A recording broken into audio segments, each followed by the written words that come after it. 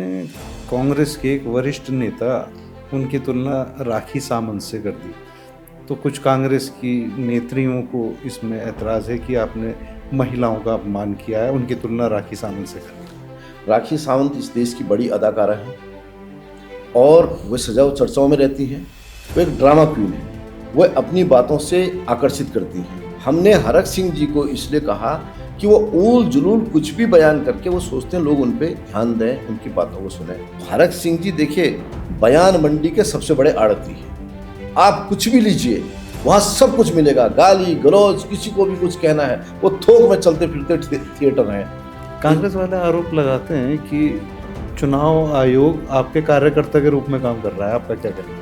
भाई वोट चोरी इस देश में कांग्रेस ने की, जितना उत्तराखंड राज्य की मांग है उतना ही उससे जुड़ा हुआ पक्का गैरसैंण है। हर आदमी का काम प्रधानमंत्री, मुख्यमंत्री जी और गवर्नर से नहीं पड़ना है, मुख्य सचिव से नहीं मिलना है, मगर जहाँ नीति बननी है, जहाँ पॉलिसी बननी है, वो लोग अगर वहाँ बैठेंगे तो समझ पाए नेता कहाँ घर बना रहे हैं। ये अधिकारी तय नहीं करेंगे कौन कहाँ रह रहा है।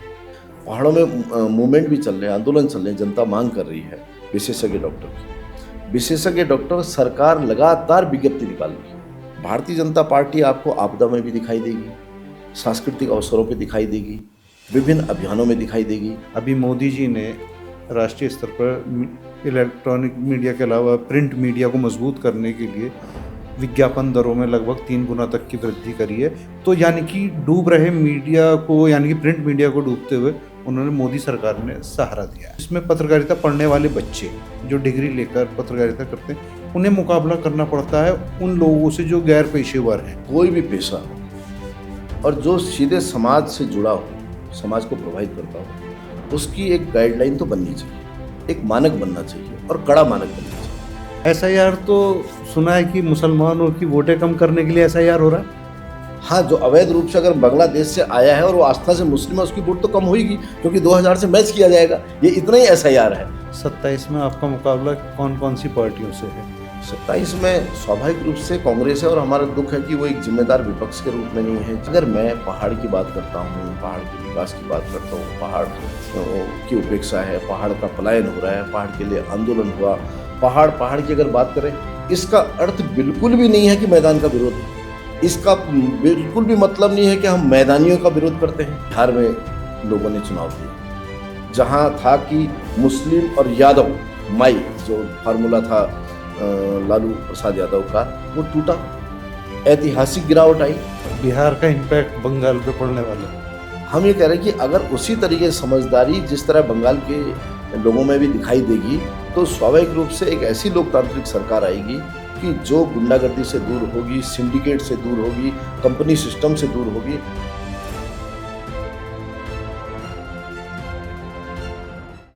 उत्तराखंड में भारतीय जनता पार्टी को जनता ऐसे ही प्यार नहीं करती। भारतीय जनता पार्टी के प्रति आम जनता का रुझान संगठन के साथ साथ उन लोगों की वजह से है जिन्होंने उत्तराखंड गठन के लिए ना दिन देखा, ना रात देखी, ना भूख देखा, ना प्यास देखी, ना बरसात देखी, दिन रात मेहनत की। ऐसे ही ईमानदार कार्यकर्ताओं की वजह से भारतीय जनता पार्टी उत्तराखंड में एक के बाद एक दूसरा इतिहास रचती है। ऐसे ही इतिहास रचने वाले नौजवानों में एक शख्स हैं सतीश लखेड़ा। 1989 में साइकिल यात्रा निकालकर उन्होंने अपने इरादों से अवगत करा दिया था। उनका इरादा साफ था। 17 साल का नौजवान था और उसने उत्तराखंड गठन के लिए अपने मन की पीड़ा को सड़कों पर दिखाया और एक के बाद एक सफ़र पूरा करते चले गए और भारतीय जनता पार्टी को ऐसे कर्मठ कार्यकर्ताओं की फौज ने मजबूर कर दिया कि उत्तराखंड राज्य का गठन सन 2000 में हुआ। सिलसिला यहीं नहीं रुका, आगे भी बढ़ा। 2004 में जब संगठन सत्ता में, भारतीय जनता पार्टी की बजाय कांग्रेस सत्ता में आ गई, तो मन में पीड़ा थी। सतीश लखेड़ा ने विधानसभा में पर्चे फेंक कर उत्तराखंड के विकास के मुद्दों को उठाया, उत्तराखंड की आवाज़ को उठाया। उसी नौजवान को आज भारतीय जनता पार्टी ने राष्ट्रीय मीडिया कमेटी में अहम जिम्मेदारी 10 साल निभाने के बाद प्रदेश में मंत्री की जिम्मेदारी दी है। संगठन को मजबूती से चलाना जानते हैं सतीश लखेड़ा। तो आज हमारे खास मेहमान सतीश लखेड़ा हैं। लखेड़ा जी आपका बहुत बहुत धन्यवाद वैसे। लखेड़ा जी, आपका सफ़र बहुत छोटा नहीं, काफ़ी लंबा सफ़र है और भारतीय जनता पार्टी को उत्तराखंड में प्यार करने वालों की कमी नहीं, लगातार सरकार में बैठा रही है, लगातार अधिकार दे रही है। तो इसके पीछे क्या सोच है? क्यों भारतीय जनता पार्टी बार-बार उत्तराखंड में सरकार बना पाती है?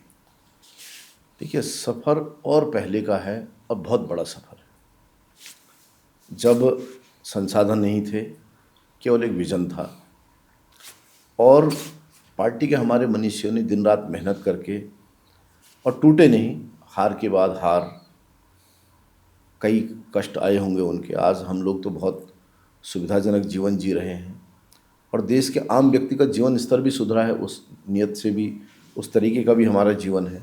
मगर तब जो कष्ट था और जो आवाज़ दबाई गई, जिस तरह श्यामा प्रसाद मुखर्जी जी की कश्मीर में हत्या हुई, दीनदयाल उपाध्याय जी की हत्या ही कहेंगे उसे, तो इतने के बाद पार्टी आगे बढ़ते आई। आपातकाल देखा, 2 सदस्य भी हमारे पार्लियामेंट में जब थे तो उपहास उड़ाया जाता था। उसके बाद पार्टी ने अपने मजबूत इरादों के साथ, अपने संकल्प के साथ रखा और धीरे धीरे उन मुद्दों को लेकर आई। हमें अच्छे नेतृत्व मिले, मेहनतकश जिन्होंने पूरा जीवन खपाया था, उनको भी लोगों ने उनके संघर्ष पर एक समय के बाद 60-70 साल के बाद विश्वास किया। और आज जब हमें मौका मिला तो एक के बाद एक जो अभियान है, एक कॉमन मैन को दिमाग में रख के, एक आम आदमी के जीवन में क्या चाहिए, उसको शौचालय चाहिए, उसको एक आवास चाहिए, उसको इलाज के लिए बीमा चाहिए, उसको सस्ती दवाएं चाहिए, उसके बाद उसके घर में बिजली है या नहीं है, उसके लिए फिर सौभाग्य योजना है, उज्ज्वला योजना से सिलेंडर भी चाहिए, राशन है तो उसके लिए निःशुल्क राशन की व्यवस्था है। इस तरीके से फिर उसको कुछ कर रहे हैं तो मुद्रा योजना से उसको स्वावलंबी बनाना है। उसके अलावा जिनके पास कोई व्यवस्था नहीं, उनके लिए पेंशन योजना है, बेटियों के लिए केजी से पीजी तक पढ़ाई। तो एक आम आदमी कैसे सशक्त हो, उसके लिए काम करते करते ये विश्वास जीता गया। लखेड़ा जी, जो मेरा ऑब्जर्वेशन है कि भारतीय जनता पार्टी ने पिछले कुछ सालों में नौजवानों को बहुत आगे बढ़ाया है। उत्तराखंड को एक नौजवान मुख्यमंत्री दिया। मुख्यमंत्री जी खुद आपके साथ लखनऊ विश्वविद्यालय में हॉस्टल में रहे, आप उनके सहपाठी रहे, एक ही हॉस्टल में रहे। तो आपने पत्रकारिता का दौर भी, जिम्मेदारी भी निभाई। लेकिन आप क्यों चाहते थे कि उत्तराखंड क्यों बने, क्यों लड़ते थे आप उत्तराखंड के लिए? उत्तराखंड को लेकर 2-3 विषय थे और जो पहले से बहुत सारे जो लोग थे, पहाड़ के विचारक थे, जो लोग पहाड़ों में रहते होंगे और दुनिया देख के आए होंगे, या वो दुनिया, शेष दुनिया और उत्तराखंड को देखते होंगे, उनके दिमाग में ये आता था कि लखनऊ में बैठ के पहाड़ की योजना नहीं बन सकती है। लखनऊ में आप जिस परिस्थिति में आप बैठेंगे, लखनऊ में बैठ के आप तराई के मैदानी आप विद्यालयों को बना सकते हैं, अस्पतालों को बना सकते हैं, क्योंकि दिमाग में वो छपा हुआ है। पहाड़ में आप साधारण से रूप में देखिए, एक विद्यालय की कीमत जो तराई में होगी, मैदानी क्षेत्र में, और एक पहाड़ में होगी, अलग अलग। क्यों? उस पहाड़ में पहले वो सड़क है या नहीं है, फिर उस लैंड डेवलपमेंट होगा, उसको वॉल, रिटेनिंग वॉल लगेगी, उसके बाद तब उसके बाद एक भवन बनेगा। ये छोटा सा उदाहरण है। कई चीज़ें थी कि हमारा डेवलपमेंट उस तरीके से नहीं होता है। दूसरा, आदमी या तो प्रमोशन पे पहाड़ की पोस्टिंग पर आता था, या पनिशमेंट में आता था, या ऐसा काम मिल जाए जहाँ पैसा है तब आता था। 2-3 3P पर आदमी आता था, कोई भी अधिकारी। उसके अलावा प्रशासनिक इकाइयों में अगर अधिकारी को पनिशमेंट किया जा रहा, डांटा जा रहा, भेज दूंगा पिथौरागढ़, भेज दूंगा उत्तरकाशी, ये इस तरह की उपेक्षा वाला शब्द था कि उन इलाकों में कुछ नहीं है, विकास नहीं है। तो सामान्य उत्तर प्रदेश इतना बड़ा महत्वपूर्ण राज्य, हमारे हिस्से का भी विकास हमारे पास नहीं आता। एक नंबर 2, फर्स्ट वर्ल्ड वॉर से लेकर हमारी सेना में जिस तरह उपस्थिति रही, विक्टोरिया क्रॉस दरबान सिंह जी से लेकर एक लंबी श्रृंखला रही। हर युद्ध में, हर जगह उत्तराखंड का आदमी पढ़ाई लिखाई, पत्रकारिता, हर क्षेत्र में आगे था। मगर एक पहचान का सवाल भी था, जो कहीं हे दृष्टि के लिए देखा जाता हो, या पहाड़ी को लेकर ऐसा था कि बहुत बैकवर्ड या कुछ ऐसा शब्द अनुभव होता हो। इन सारे सवालों को लेके कि हमारी पहचान भी जिंदा रहे, हमारी एक प्रशासनिक इकाई हो, हमारे लोग उसमें आए और वो उस हिसाब का उत्तराखंड बनाए जैसा हम चाहते हैं। इन सारे विषयों को लेकर वो धीरे धीरे पहले विचार आए होंगे, आर्टिकल आए होंगे, कॉन्फ्रेंस हुई होगी, फिर एक बड़ा जमघट हुआ होगा, फिर सड़क पे उतरे होंगे, एक आंदोलन हुआ, और फिर मुलायम सिंह और कांग्रेस की संयुक्त सरकार ने जिस तरह मुजफ्फरनगर कांड, खटीमा गोली कांड, मसूरी गोली कांड के बाद लोगों को सड़क पे ले आए कि सरकार गोली चला रही, सरकार महिलाओं के साथ अभद्रता कर रही है, सरकार ने सब कुछ किया है, प्रशासन ने जिस तरह कुचला, तो उसने फिर आम आदमी को, केवल जो विचारकों, चिंतकों, आंदोलनकारियों या किसी दल तक सीमित था, वो आम आदमी का आंदोलन बन गया। और सड़क पे आने के बाद हम जितने शहीद हैं, जितने हमारे बलिदानी हैं, जिन्होंने खपा दिया और जिन्होंने पीढ़ी खपा दी, उसके बाद एक संवेदनशील सरकार दिल्ली में आई। माननीय अटल जी ने 3 राज्यों का गठन किया, छत्तीसगढ़, झारखंड और उत्तराखंड। तो उसमें हमारे आंदोलनकारियों का सम्मान किया, हमें एक पृथक राज्य मिला।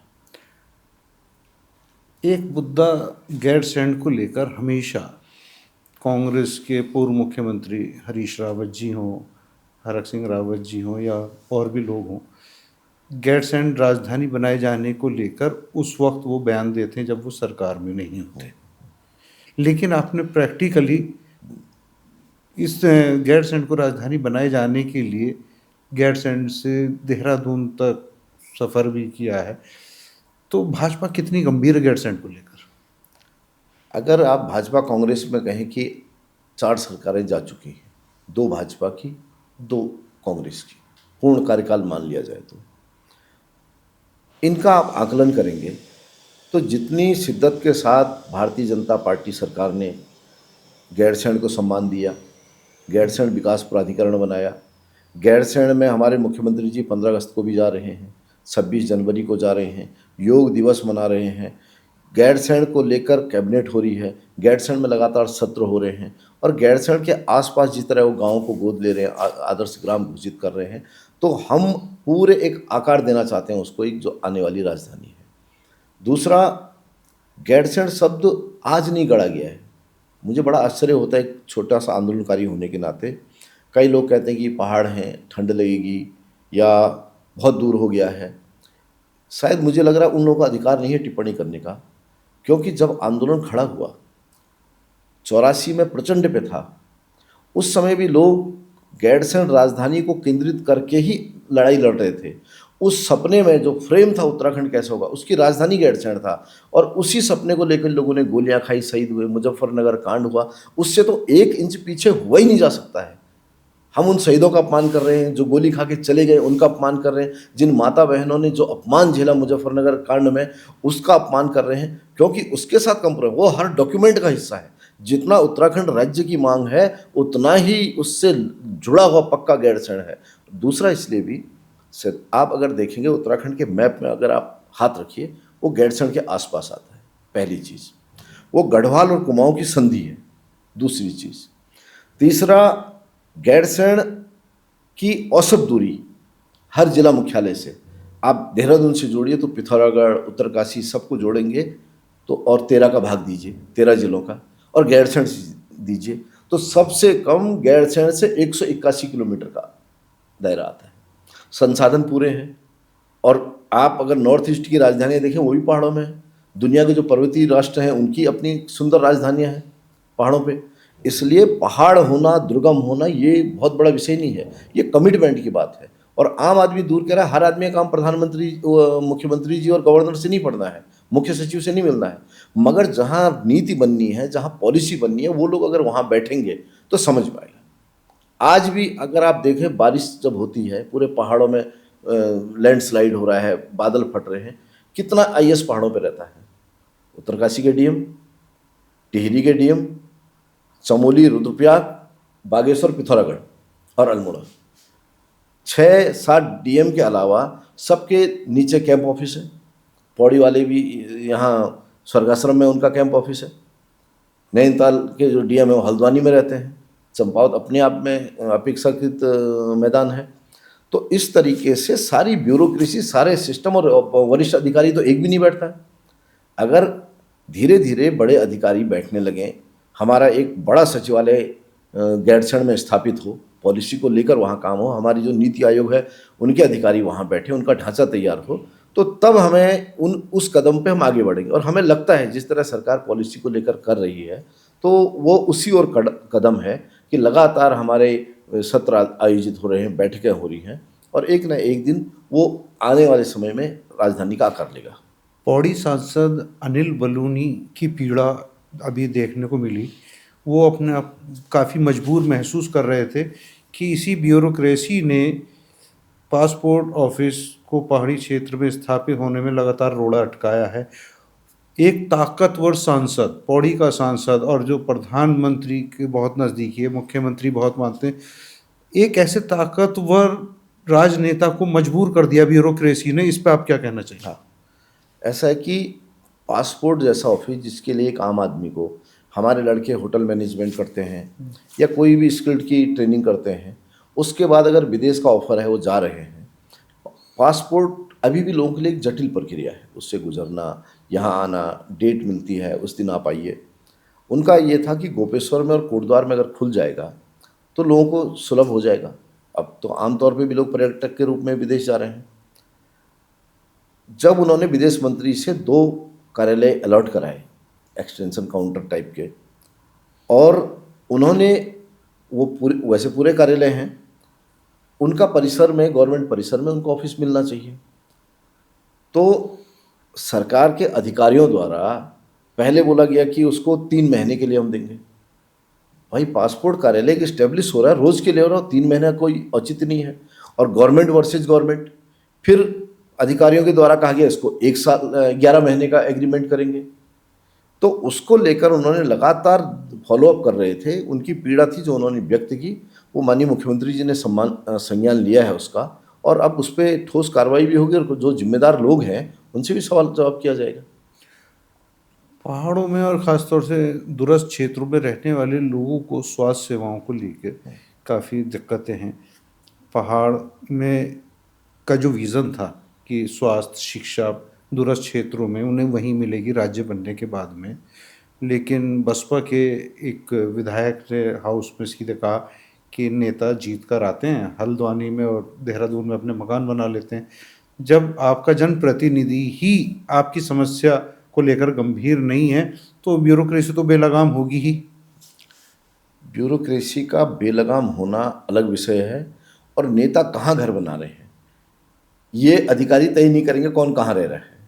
कई बार आम लोग, शहर के लोग, अपने बच्चों की पढ़ाई के लिए, बुजुर्ग माता पिता के इलाज के लिए, या अपने कार्यों के संपादन के लिए तराई में आ रहे हैं। ये भारत ही नहीं, पूरी दुनिया में, उत्तराखंड में, सब जगह एक पलायन है। लोग सुविधाओं के नज़दीक जा रहे हैं, रोज़गार के नज़दीक जा रहे हैं, और सबसे ज़्यादा रोज़गार जब महानगरों में ही है तो नौजवान उधर आएगा भी, ये अलग विषय है। और कल्याण सिंह जी तो कहते थे कि ब्यूरोक्रेसी उस घोड़े की तरह है कि जो सवार के पैरों के कसाव के हिसाब से चलती है। तो ब्यूरोक्रेसी का है, जिस कारण ये अभी टिप्पणी हमारे सांसद जी ने भी की, उन्हें ठीक होना चाहिए। हमारे नेतृत्व और युवा मुख्यमंत्री हैं, इस चीज़ पे ध्यान देंगे। बाकी जहाँ तक स्वास्थ्य का विषय है, पहले हम 2000 का उत्तराखंड देखें, किस तरह हमारे अस्पताल थे। आज अस्पतालों की संख्या बढ़ी है, सड़कें गांव-गांव तक गई हैं। प्रधानमंत्री ग्राम सड़क योजना ने 4-6 घरों के जो गांव हैं उनको भी स्पर्श किया है। उसके अलावा विशेषज्ञ डॉक्टरों की वाकई उत्तराखंड में कमी है, जबकि मेडिकल कॉलेज से जो हमारे MBBS डॉक्टर निकल रहे हैं, लगभग MBBS डॉक्टरों की कोई दिक्कत नहीं है। पहाड़ों में मूवमेंट भी चल रहे हैं, आंदोलन चल रहे हैं, जनता मांग कर रही है विशेषज्ञ डॉक्टर की। विशेषज्ञ डॉक्टर सरकार लगातार विज्ञप्ति निकाल रही है, 4-5 लाख रुपया वेतन ऑफर कर रही है, उसके बावजूद भी डॉक्टरों की कमी बनी हुई है। और यहाँ तक कि अभी हमारे अल्मोड़ा के DM ने तो धरना स्थल पे चौखुटिया में जाके कहा कि हमने विज्ञप्ति दी है, अगर आपके भी जानकार हैं, आपके भी परिजन हैं, कहीं भी हैं, हम तो सब पूरा देश भर के अखबारों में दे रहे हैं कि अगर डॉक्टर हैं तो आएँ और यहाँ सेवाएं दें। उनके लिए अच्छे हॉस्टल बने हुए हैं, पूरा ढांचा बना हुआ है डॉक्टर्स के रहने के लिए। इसके बावजूद भी हमें लगता है धीरे धीरे जो हमारे PG स्टूडेंट हैं और जो उत्तराखंड से जुड़े हैं, यहाँ के सरोकार हैं, उन्हें भी थोड़ा एक लगना चाहिए मैं अपने राज्य की कम से कम 5 साल सेवा दूँ, तो ये स्थितियाँ सुधरेंगी। उत्तराखंड में 2027 के चुनावों की तैयारियां शुरू हो चुकी हैं। कांग्रेस काफ़ी अलर्ट मूड पे है, मुख्य विपक्षी हैं। तो मुख्यमंत्री जी का जो कहना है विकल्प रहित संकल्प, तो मुझे लग रहा है कि विकल्प रहित सरकार, यानी कि आप दूसरों को खड़े होना नहीं देना चाहते। हम किसी को देना नहीं चाहते, वो अपने हालतों से मरे हुए हैं। उनके नेता के नेतृत्व में देश भर में 50 चुनाव वो हार चुके हैं, और अभी उन्होंने अपेक्षाकृत बहुत जल्दी कांग्रेस ने अपनी चुनाव संचालन समिति बना दी है, प्रबंधन समिति बना दी है, नए प्रदेश अध्यक्ष दे दिए हैं, भले उन्होंने एक ही क्षेत्र से दिए हैं। जो भी उनकी रणनीति हो, हर पार्टी का अपना रणनीति है, मगर जिस तरह वो आपस में उलझे हुए हैं, एक विष पुरुष कह रहे हैं तो दूसरे फ्यूज बल्बों की झालर बोल रहे हैं, फिर वो उजाड़ू बल्ब कह रहे हैं, वो आपस में मजा ले रहे हैं, वो आपसी जो कुश्ती कर रहे हैं। भारतीय जनता पार्टी उससे बेखबर है। कारण है, कांग्रेस चुनावी पार्टी है। चुनाव के समय आपको कांग्रेसियों के झंडे, डंडे, बैनर, पोस्टर सड़क पे दिखाई देंगे, उसके बाद गायब है। भारतीय जनता पार्टी आपको आपदा में भी दिखाई देगी, सांस्कृतिक अवसरों पे दिखाई देगी, विभिन्न अभियानों में दिखाई देगी। अभी अहिल्याबाई जी को लेकर के हमारा पूरे देश में अभियान था, सरदार पटेल जी को लेकर अभी यूनिटी मार्च चल रहे हैं। देश के जितने बड़े प्रतीक हैं, इसलिए हम दिन रात लगातार काम करते हैं, रोज़ काम करना है, लगातार काम करना है। उस बीच अगर चुनाव आ जाता है तो चुनाव में काम करना है, फिर उस समय हमारा चुनाव काम हुआ। तो चुनाव हमारे लिए पड़ाव है, और उनके लिए केवल चुनाव ही फोकस है पार्टी का। तो अंतर है, भाजपा कांग्रेस की जो रणनीतियाँ हैं या जो आइडेंटिटी है, उसमें बहुत अंतर है। आपने कांग्रेस के एक वरिष्ठ नेता जो भाजपा में भी रहे हैं, बसपा में भी रहे हैं, उनकी तुलना राखी सावंत से कर दी। तो कुछ कांग्रेस की नेत्रियों को इसमें ऐतराज़ है कि आपने महिलाओं का अपमान किया है, उनकी तुलना राखी सावंत से करके। मैं उन कांग्रेस की सभी बहनों से कहना चाहूँगा कि जो मेरा मंतव्य हरक सिंह जी को कहने का है, राखी सावंत इस देश की बड़ी अदाकारा हैं और वे सजाओ चर्चाओं में रहती हैं। वो एक ड्रामा क्वीन है, वह अपनी बातों से आकर्षित करती हैं। इसमें राखी सावंत का अपमान नहीं है। हमने हरक सिंह जी को इसलिए कहा कि वो ऊल जुलूल कुछ भी बयान करके वो सोचते हैं लोग उन पर ध्यान दें, उनकी बातों को सुने। आप कल्पना कीजिए, वो हमारे पूर्व मुख्यमंत्री जी का अपमान कर रहे हैं, मुख्यमंत्री जी का कर रहे हैं, हमारे सांसदों का कर रहे हैं, जितने हमारे पूर्व मुख्यमंत्री हैं उनका कर रहे हैं, हमारी लीडरशिप को कर रहे हैं, भाजपा का मजाक उड़ा रहे हैं, संघ का मजाक उड़ा रहे हैं, और दिन रात सब मैंने ही किया, मैं ही था और मैंने खड़ा किया, मैंने वो किया और मैं नेता हूँ। अगर आप सबसे मजबूत हैं, आप पार्टियों में क्यों जाते हैं? आप तो अपनी पार्टी बनाइए या आप अकेले रहिए। आप और कब कहाँ आ जाएं, कल वो भाजपा में आ जाएं या यूकेडी में चले जाएं, उसका भी पता नहीं है।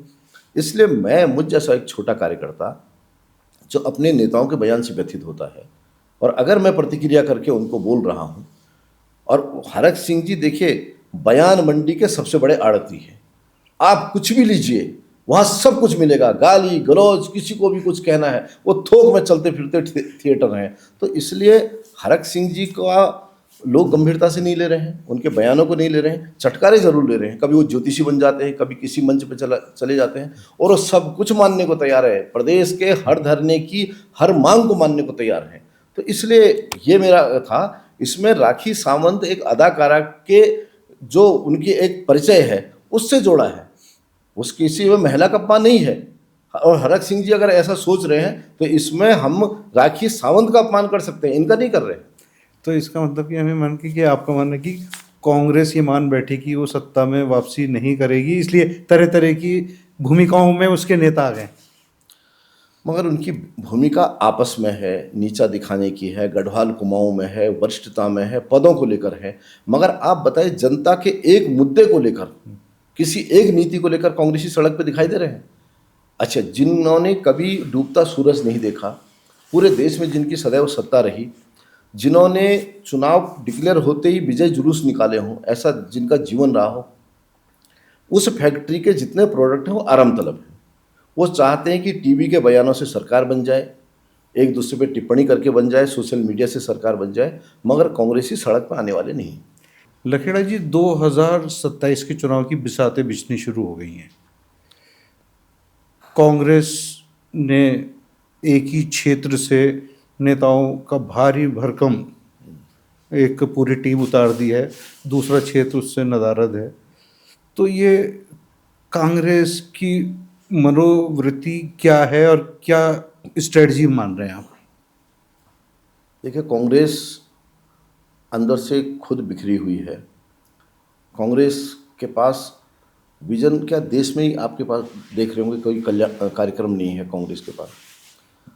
उत्तराखंड में जिस तरीके से धामी जी के नेतृत्व में सरकार चल रही है, भारत सरकार की जितनी नीतियां हैं, मोदी जी की जितनी लोक कल्याणकारी नीतियां हैं, उनको ज़मीन पे इम्प्लीमेंट कराया जा रहा है। और दिन रात हमारे पार्टी के पास, सरकार के पास अपना घोषणा पत्र है कि हम 22 में जिन घोषणाओं को लेकर आए थे, जिस संकल्प लेकर आए, उसमें कितनी पूरी हुई है, वो कहाँ तक पहुँची है, और हम चुनाव में भी जाएंगे अपना रिपोर्ट कार्ड लेके जाएंगे। कांग्रेस के पास बताने के लिए कुछ नहीं है, क्योंकि उनके पास पिछले जो 2 पूरे कार्यकाल रहे तिवारी जी का और हरीश रावत जी का, उसमें उनके पास कुछ आपसी लड़ाइयाँ रही, दिल्ली की यात्राएं रही, दिल्ली में शक्ति प्रदर्शन रहा। इसलिए आज की स्थिति में भी वो ऐसे लड़े जैसे आपने पुरानी फिल्में देखी होंगी, जिसमें लड़ते लड़ते बाद में पता नहीं चलता कौन किसको मार रहा है, वो अपना आदमी अपने को ही मार रहा है। आज कांग्रेस में अपने साथ के व्यक्ति को कितना नीचा दिखाया जाए, हरीश रावत जी को कितना गालियां दे दी जाए, किस को गढ़वाल कुआं में बताया जाए, और फिर वो दूसरा वहाँ से, जैसे महाभारत में आप देखते हैं इधर से आग के बाण चल रहे तो उधर से पानी के बाण चल रहे, वो आपस में व्यस्त हैं। और इसलिए हम चाहते हैं वैसे ही व्यस्त रहें, हम अपना काम कर रहे हैं। अगर हम उनकी किसी फिल्मों से तुलना करें, कौन कौन किस किस भूमिका को निभा रहा है? नहीं, वो तो बड़ा रोचक होगा, उसमें कहने से फिर और विवाद होगा, जब एक अच्छी अदाकारा को कहने पे वो कर दे रहे हैं। मगर फिर भी ऐसा है कि वो शक्तिमान बनने के सारे लोग कर रहे हैं, मगर सारे के सारे जेठालाल वाली स्थिति में है, उनसे कुछ नहीं होने वाला। और आप देखिएगा 27 की स्थिति, 27 में भी भारतीय जनता पार्टी प्रचंड बहुमत के साथ और बहुत शक्ति, बड़े उम्मीदों के साथ और बड़े कमिटमेंट के साथ, बड़े संकल्प के साथ भारतीय जनता पार्टी फिर लौटेगी।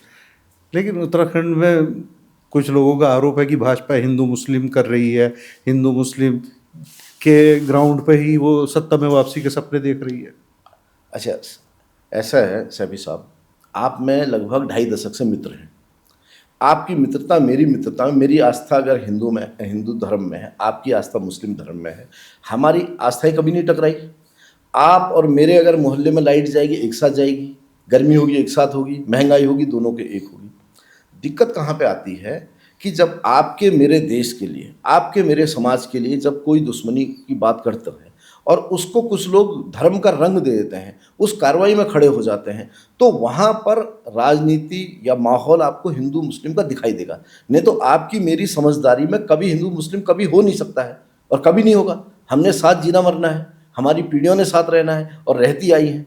किंतु जब इस तरह का माहौल बनाया जाएगा, जब ऐसे पक्ष में खड़े हो जाएंगे, मतलब कसाब के मानवाधिकार की चर्चा करेंगे कांग्रेस के बड़े वकील, या अफजल गुरु के लिए रात को कोर्ट खुलवाई जाएगी, या ऐसे बुरहान वानी को अपना आइडल मानेंगे, या मुख्तार अंसारी के लिए, या ये अतीक अहमद के लिए हीरो बनाया जाएगा। अरे इस देश में मौलाना आज़ाद आपके पास कांग्रेस में थे, आपने उनको लेकर कोई कार्यक्रम किया हो?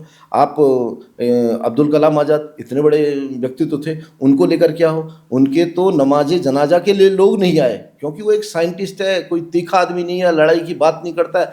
तो जो इस देश के मुस्लिम राजनीति के अगुवा हैं, जो उस राजनीति से शेष मुस्लिम समाज को प्रभावित करते हैं, उनके दिमाग में उन्होंने कैसे मुस्लिम चेहरे खड़े किए हैं, वो किनको आइकन मानते हैं, दिक्कत यहाँ से शुरू होती है। नहीं तो एक आम शहरी के लिए जो अमन में विश्वास करता है, चैन में विश्वास करता है, इस देश के डेवलपमेंट में विश्वास करता है, उसको इससे क्या मतलब?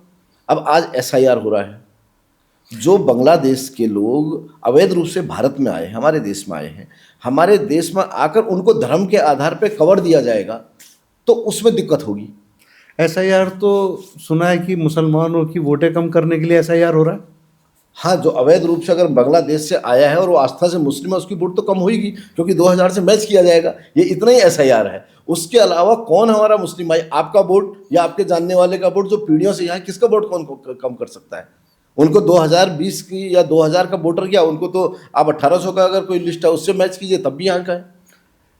कांग्रेस वाले आरोप लगाते हैं कि चुनाव आयोग आपके कार्यकर्ता के रूप में काम कर रहा है, आपका क्या कहना? हाँ, कारण है कि देखिए, उनके जितने हथियार हैं उनको जनता नकार चुकी है। वो एक चुनाव में एक सामान लेकर आते हैं, वो निपटा देती है जनता। पहले उन्होंने EVM कहा, फिर जब उन्हें लगा कि ईवीएम को हम बदनाम कर रहे हैं, कर्नाटक में हमारी सरकार बन रही है, हिमाचल में हमारी सरकार बन रही है, ये गलत है, तो अब उन्होंने वोट चोरी कहा। भाई वोट चोरी इस देश में कांग्रेस ने की। आप ये बताइए 1946 में कांग्रेस का राष्ट्रीय अध्यक्ष का चुनाव होना था और उस चुनाव में ऐसा था कि जो कांग्रेस का अध्यक्ष बनेगा, ब्रिटिश एम्पायर ने तय कर दिया था, उसको प्रधानमंत्री बना देंगे।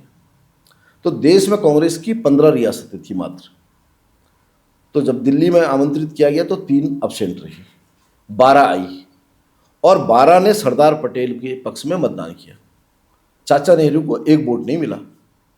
महात्मा गांधी जी ने सरदार पटेल को गुजरात का होने के नाते भी आत्मीयता से समझाया कि देखो जवाहरलाल को बनने दो, ये बैरिस्टर है, विदेश का पढ़ा है, अंग्रेजी किस्म का आदमी है, अंग्रेज़ों से अच्छे रिश्ते हैं, घरों में आना जाना खाना पीना है, ये बहुत बढ़िया बातचीत करेगा और सब ठीक है, देश बढ़िया आकार लेगा। वो मान गए और मानने के बाद चाचा बैठ गई कुर्सी पे। चाचा ने रियासतों को लेकर कश्मीर का झगड़ा दिया। चाचा ने जितनी दिक्कतें पैदा की उसमें आप देखिए उस समय वोट चोरी हुई। जिस आदमी का एक वोट नहीं था वो आदमी बना, उसका परिवार आज भी भारत झेल रहा है। यानी कि पहली बार वोट चोरी उस दौर में। दूसरी वोट चोरी कब हुई कि 52 का चुनाव था, देश का पहला लोकसभा चुनाव जो था 51-52 मतलब काफ़ी महीने चला।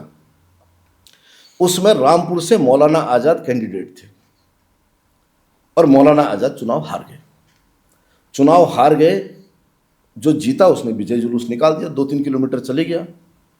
जब नेहरू जी को पता चला, उन्होंने गोविंद बल्लभ पंत मुख्यमंत्री को फ़ोन किया, भाई क्या दिमाग खराब है, वो तुम्हारा मौलाना को जिताओ। उन्होंने कहा साहब अब तो मैं डीएम को बोलता हूँ, ऐसे तो ऐसा हो नहीं सकता है।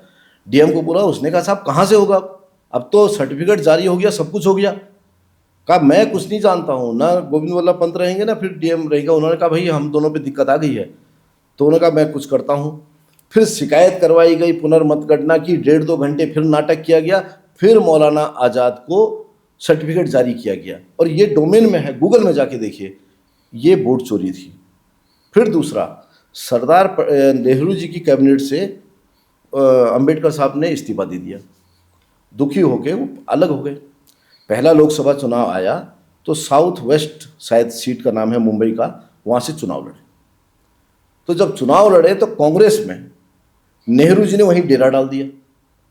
जो आज कहते हैं ना हम अम्बेडकर के लिए और दलितों के लिए और सारा समाज के लिए वो बात करते हैं, उसकी कहानी है कि नेहरू ने अम्बेडकर के पीए काजोलकर को टिकट दिया, उनके पीए को कांग्रेस का कैंडिडेट बनाया और 14,000 वोटों से अम्बेडकर चुनाव हार गए, 14,000 वोटों से।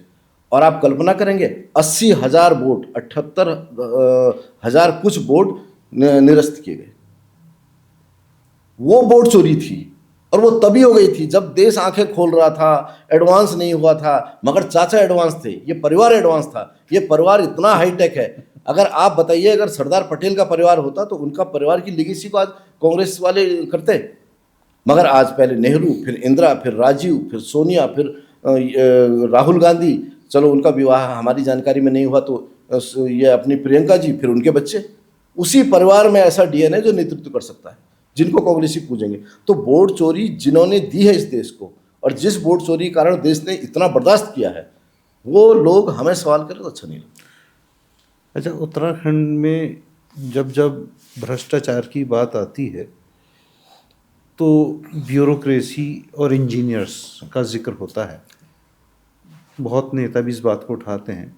आप पत्रकारिता से राजनीति में आए हैं और ऐसे ही पत्रकारिता से राजनीति में आए कानपुर के विधायक, तो आप उनका भी पृष्ठभूमि पत्रकारिता है, आपका भी पत्रकार यानी कि समाज की गहराई से समझ, लोगों को गहराई से समझ सकते हैं। तो कानपुर विधायक का मानना यह है कि ये इंजीनियर हो या कोई भी इंजीनियरिंग वर्क हो, ये बिना कमीशन के कोई काम नहीं करते, जिसकी वजह से सरकारें बदनाम होती हैं।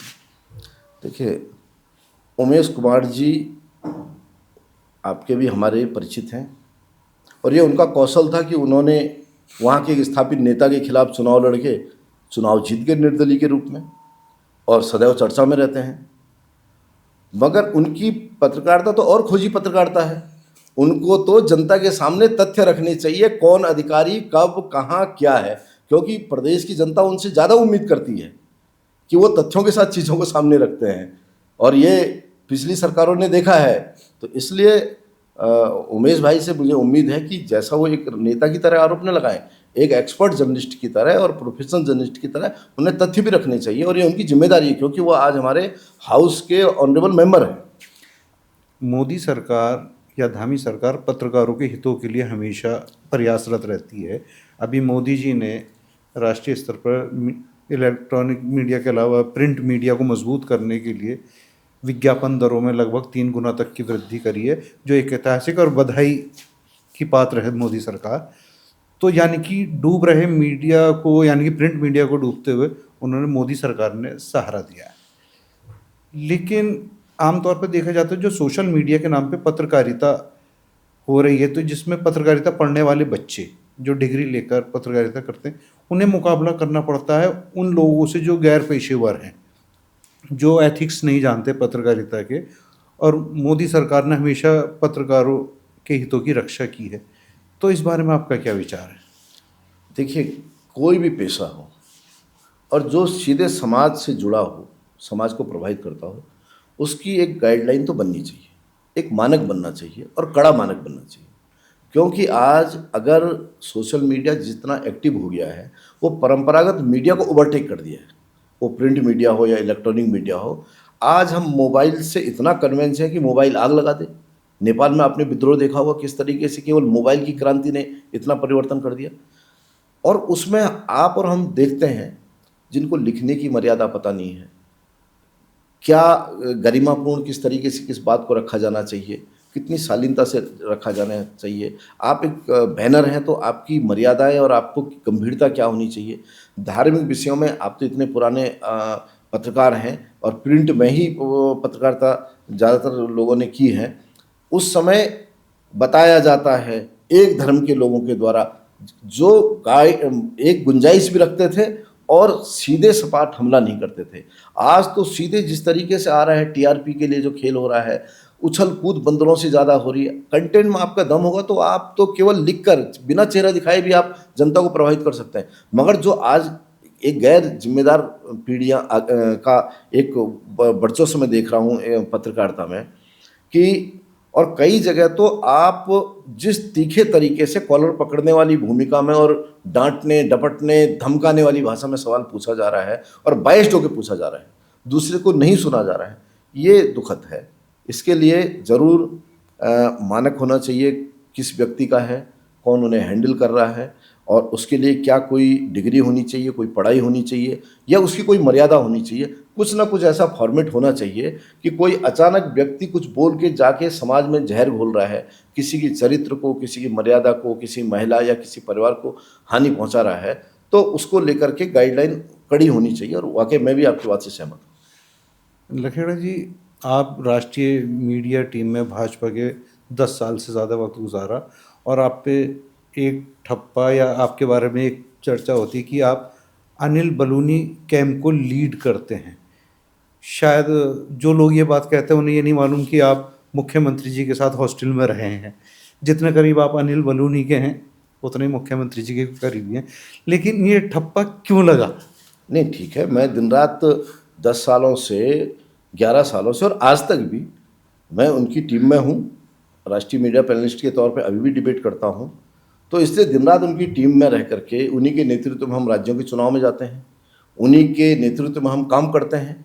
और मीडिया टीम का जितना बड़ा काम है आज देश में, और हमारा तो बूथ तक भी कनेक्टिविटी है पार्टी की, उसका संचालन अनिल जी के माध्यम से होता है। वो मीडिया हेड है, इसलिए उनकी टीम में रहना। और मैं सौभाग्य से उत्तराखंड का हूँ, तो एक क्षेत्रीय आधार पे भी मैं निकट हूँ, और अब तो हमारे सांसद भी हो गए हैं। तो अगर ऐसा लीड किया जाता तो बहुत अच्छी बात है, हम उनकी नीतियों को गढ़वाल के क्षेत्र तक, उनकी लोकसभा तक पहुँचाएंगे। मगर अगर वो ध्रुव हैं राजनीति के, तो ऐसा कहीं प्रतीत नहीं होता, न कहीं दिखाई देता। क्या मुख्यमंत्री धामी से भाजपा के नौजवान नेता, बुजुर्ग नेता अंदर खाने नाराज हैं? नहीं, नाराज क्यों? सबसे पहले तो भारतीय जनता पार्टी एक परिवार है। इस परिवार में जो फैसला हो जाता है उस फैसले के साथ सब साथ होते हैं और उसको सहयोग करते हैं, तभी तो पार्टी में है। पार्टी को जब माँ बोल दिया, पार्टी के सारी चीज़ें तय हो गई हैं। और धामी जी ने पिछले लंबे समय से, एक तो हमारे मुख्यमंत्री ने सबसे लंबा कार्यकाल पूरा किया है और वो ये पूरा कार्यकाल पूरा करने जा रहे हैं, तो इसमें कहीं दिखाई नहीं देता है, कहीं कोई बगावत नहीं जो कांग्रेस में होती है, कोई एक दूसरे के खिलाफ दिल्ली नहीं जा रहा है और इनको हटाओ और 5 विधायक 10 विधायक कहीं जा रहे हैं, ऐसा कहीं प्रतीत नहीं हो रहा है। और जो और पार्टियों में बोला जाता है कि 4 बर्तन होंगे खटकेंगे, हमारे यहाँ वो भी नहीं है। हमारे यहाँ एक पार्टी की मर्यादाएं हैं, हम अपने पार्टी के काम और एजेंडे को लेकर काम करें, और हमारा प्रत्येक पदाधिकारी, हमारे प्रत्येक जिम्मेदार लोग, वो सब पार्टी कार्यक्रमों के तहत अपना अपना काम कर रहे हैं। उसकी पूरी एक निगरानी है, पूरा सबकी जिम्मेदारियां हैं और सब अपना काम कर रहे हैं। 27 में आपका मुकाबला कौन कौन सी पार्टियों से है? 27 में स्वाभाविक रूप से कांग्रेस है, और हमारा दुख है कि वो एक जिम्मेदार विपक्ष के रूप में नहीं है। जिम्मेदार विपक्ष भी एक लोकतंत्र में खाद का काम करता है। वो जिस तरीके से राम मनोहर लोहिया जी का सम्मान नेहरू जी करते थे कि वो अच्छे विषय उठाते हैं और उनका वो संज्ञान लेते हैं और सरकार की नीतियाँ बनाने में उनका लाभ होता, खुल के नेहरू जी ने कहा है। उसी तरीके से हमें दुख है कि हमारा विपक्ष इस तरह का नहीं है, ऊल जरूर उछल कूद के साथ है, निजी टिप्पणियों के साथ है। तो वे गंभीर हों, उन्हें चुनाव में भी जाना है और अपनी जिम्मेदारियां भी समझनी है। अच्छा, पहाड़ और प्लेन का जो ये रायता कुछ राजनेता उठा रहे हैं, इस रायते पे क्या कहना? हाँ, दुखद है। पहाड़ प्लेन का एक विषय किसी पूर्वाग्रह से उठाया जाए वो तो निंदनीय है ही है। अगर गलती से भी किसी विषय से उठाया जाए उसकी भी मतलब निंदा होनी चाहिए। मगर मेरा एक दूसरा कहना है, अगर मैं पहाड़ की बात करता हूँ, पहाड़ के विकास की बात करता हूँ, पहाड़ की उपेक्षा है, पहाड़ का पलायन हो रहा है, पहाड़ के लिए आंदोलन हुआ, पहाड़ की अगर बात करें, इसका अर्थ बिल्कुल भी नहीं है कि मैदान का विरोध है। इसका बिल्कुल भी मतलब नहीं है कि हम मैदानियों का विरोध करते हैं या मैदानियों को लेकर एक दूसरा विषय है। ऐसा कल्पना में भी नहीं किया जा सकता है। और खासकर इतनी बड़ी आबादी हमारी तराई में, हल्द्वानी में अगर रह रही है, रुद्रपुर, काशीपुर, कोटद्वार या रुड़की, हरिद्वार, विकासनगर, देहरादून, ऋषिकेश, इन सारे में इतनी भारी संख्या में लोग रह रहे हैं, तो यहाँ तो कभी हमारे समाज में नहीं दिखाई दिया। और कुछ तत्व अगर कहते हैं तो समाज समझदार है, अनदेखा करता है, आगे बढ़ता है, और ऐसा हुआ भी। पिछले दिनों कुछ चर्चाएं हुई, लोग आगे बढ़ गए। अल्पसंख्यक समाज को लेकर भाजपा कितनी गंभीर है? देखिए, ये भाजपा के साथ, भाजपा को पेंट करने में कांग्रेस बहुत सफल हुई है। इस आरोप के साथ भाजपा के अल्पसंख्यक एक विरोधी चेहरा बना दिया गया है। आप ये बताइए, मोदी जी की किसी योजना में कहीं पे किसी क्लॉज में है कि ये अल्पसंख्यक के लिए नहीं है और ये गैर हिंदुओं के लिए है और ये हिंदुओं के लिए है? बिल्कुल भी नहीं है। इसको बनाते समय इन चीज़ों की मर्यादाएं तब टूट जाती हैं जब आप अभी बिहार में लोगों ने चुनाव दिया, जहां था कि मुस्लिम और यादव माई, जो फार्मूला था लालू प्रसाद यादव का, वो टूटा। ऐतिहासिक गिरावट आई। लोगों की समझदारी की पराकाष्ठा इतनी है कि लोगों ने, जो बिहार सालों से, लगभग 90 के दशक से तो जातिवादी तरीके से था, वो इसमें पूरा टूटा है। और ये पूरे देश के आने वाले चुनाव में भी दिखाई देगा। बंगाल में ममता बनर्जी का बयान आया कि वो शेरनी है और भाजपा को कुछ ऐसा नहीं करने देंगी कि बंगाल के हितों पे आघात करे या कुठार आघात करे। जरूर। देखिए, जो नीतियाँ ममता जी की हैं उससे बंगाल की दुर्गति हुई है। ममता जी अपने को एक अलग राष्ट्र मानती है। कई बार तो प्रधानमंत्री जी का चुनाव में हेलीकॉप्टर उतरने की परमिशन नहीं मिलती है। और किस तरीके से वे जो केंद्र की नीतियाँ उनको लागू नहीं होने दे रही हैं। स्वास्थ्य योजना बंगाल में नहीं चल पा रही हैं। वे विभिन्न योजनाओं पर ब्रेक लगा के रखी हैं। जो बंगाल के नागरिकों का शेष देश के नागरिकों की तरह अधिकार है, उसको नहीं होने दे रही है। मगर अब उन्हें लग गया है कि पिछले विधानसभा चुनाव में जितना टीएमसी की गुंडागर्दी सिकुड़ी है और वहाँ भारतीय जनता पार्टी का अधिकार हुआ है, और भाजपा ने जिस तरह शेष भारत के लोगों के, नागरिकों को योजनाओं के लाभ से अवगत कराया है, तो इस चुनाव में उनको, भाई उनकी भी एजेंसी है, वो मुख्यमंत्री हैं, उन्हें लग रहा है कि दुकान बंद होने वाली है। बिहार का इम्पैक्ट बंगाल पे पड़ने वाला। हम ये कह रहे हैं कि अगर उसी तरीके से समझदारी जिस तरह बंगाल के लोगों में भी दिखाई देगी, तो स्वाभाविक रूप से एक ऐसी लोकतांत्रिक सरकार आएगी कि जो गुंडागर्दी से दूर होगी, सिंडिकेट से दूर होगी, कंपनी सिस्टम से दूर होगी, कि केवल ममता जी और ममता जी का भाईपो, भाईपो माने भतीजा, जो अभिषेक बनर्जी चलाते हैं, उससे बाहर आकर के टीएमसी गुंडागर्दी से बाहर आके होगा। और हम लोगों ने पिछले विधानसभा चुनाव में काम किया है, बंगाल के चुनाव में, किस तरीके का नंग नाच है, जहां पुलिस मौन रहती है और टीएमसी लीड करती है, टीएमसी थाना चला रही है, टीएमसी के कहने पर मुकदमा दर्ज होगा और कार्रवाई होगी। तो उससे बाहर तो बंगाल को आना चाहिए, क्योंकि बंगाल भारत का बहुत समृद्ध राज्य है, बहुत प्रबुद्ध राज्य है, और बंगाल के जो साहित्य में, सिनेमा में जो योगदान है, वो उसकी कोई तुलना नहीं की जा सकती। सरकार से अपनी मांगों को लेकर बहुत से संगठन, बेरोजगार संगठन हो या XYZ उपनल वाले हो या कोई भी संगठन अपनी आवाज़ उठाने के लिए धरना प्रदर्शन करता है, तो उसमें विपक्ष के नेता अपनी उपस्थिति दर्ज कराते हैं। इस कार्यशैली को क्या कहेंगे? नहीं, ठीक है, देखिए, कांग्रेस में तो अब आपने देखोगे जिला सम्मेलन नहीं करा पा रहे हैं। गोदियाल जी प्रदेश अध्यक्ष बने तो प्रदेश अध्यक्ष बन के पूरे प्रदेश में जिस तरह उनका भ्रमण होना था, उनका स्वागत होना था, कांग्रेस द्वारा उनके अभिनंदन में संख्या आनी थी, वो नहीं दिखाई देगी। तो जहाँ रेडीमेड संख्या है वहाँ वो जा रहे हैं, और स्वाभाविक रूप से कि कोई समर्थन देने नेता आएगा तो धरने पे बैठे व्यक्ति मान के चलता है कि सरकारी कानून में आवाज़ जाएगी या हमें लाभ होगा। मगर हम मानते हैं धरना, जुलूस, प्रदर्शन, अनशन, गिरफ्तारियाँ, ये सब लोकतांत्रिक व्यवस्थाएं हैं, इनकी एक मर्यादा भी है और उसमें लोग करते आए हैं। और उत्तराखंड तो आंदोलनों की धरती है। मगर आपने ये भी देखा होगा कि यहाँ के आंदोलन में ये बड़प्पन है कि मुख्यमंत्री धरने पे जाते हैं, उनकी मांगें मानते हैं। इससे छोटापन नहीं कहा जा सकता है। तो इसलिए धरने भी होने चाहिए, धरने को संवेदनशीलता से समझा भी जाना चाहिए, और वो समझा भी जा रहा है। अंत में मैं आपसे गुजारिश करूंगा कि हमारे दर्शकों को कोई महत्वपूर्ण बात आप शेयर करना चाहें। मैं दर्शकों से और न्यूज़ वायरस को जो लगातार फॉलो करते हैं उनसे अनुरोध करूंगा कि हम लोगों की एक जिम्मेदार नागरिक के रूप में बड़ी जिम्मेदारी है। ठीक है, राजनीतिक दलों की अपनी विचारधाराएं होती हैं, अपने पक्ष होते हैं, या समाज में नैरेटिव गढ़े जाते हैं, मगर हम एक अच्छे समाज को लेकर, एक सुंदर उत्तराखंड को लेकर, और एक दून की जो आबो हवा कभी पूरे दुनिया में चर्चित थी, यहाँ तक कि एंग्लो इंडियनों का बड़ा खूबसूरत ये शहर था, रिटायर्ड लोगों का, प्रबुद्ध लोगों का, तो जो उसके प्रति एक सम्मान है वो हमारे आचरण में रहे। हमारा अपने पड़ोसी के साथ, व्यक्तिगत के साथ और एक नगर के नागरिक के साथ हमें इस शहर की खूबसूरती और राज्य की खूबसूरती बनाए रखनी चाहिए। लखेड़ा जी, आपने इतना वक्त दिया इसके लिए बहुत बहुत धन्यवाद। तो आप थे सतीश लखेड़ा जी, भारतीय जनता पार्टी की राष्ट्रीय मीडिया कमेटी का अहम चेहरा। उत्तराखंड भाजपा में आप मंत्री की जिम्मेदारी निभा रहे हैं। विधानसभा चुनाव में किसी महत्वपूर्ण सीट से फाइट कर सकते हैं। तो लखेड़ा जी ने स्पष्ट रूप से कहा कि भारतीय जनता पार्टी हिंदू मुस्लिम से ऊपर उठकर राष्ट्रवाद पर ही आगे बढ़ती है, राष्ट्रवाद पर ही राजनीति करती है, जिसमें अल्पसंख्यक समुदाय के हितों पे की रक्षा की जाती है, ना कि उस पर कोई हमला किया जाता है। लखेड़ा जी का स्पष्ट मानना है कि जब मोदी जी कोई योजना बनाते हैं तो वो हिंदू मुस्लिम से ऊपर उठकर सांप्रदायिक सौहार्द की मिसाल पेश करते हैं। अगर रामलाल को कोई लाभ मिलता है तो अब्दुल मजीद को उससे कई गुना लाभ मिलता है। तो यानी कि सरकारी योजनाएं सरकार यानी राष्ट्र धर्म के तहत चलती हैं।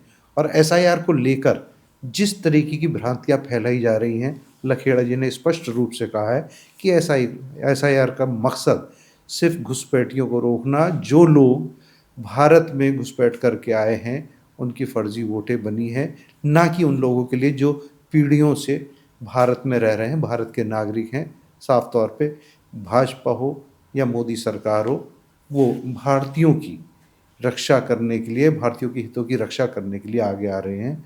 और सबसे अहम बात ये कि पत्रकार होने के नाते लखेड़ा जी भी मानते हैं कि कोई एक नियंत्रण बॉडी होनी चाहिए जो प्रोफेशनल पत्रकारों के पेशे को बदनाम करने वालों को रोक सके, और इसके लिए जो मुस्तहिक हैं उन लोगों को पत्रकारिता का लाइसेंस मिल सके और वो लोग मान सम्मान और स्वाभिमान से जी सकें।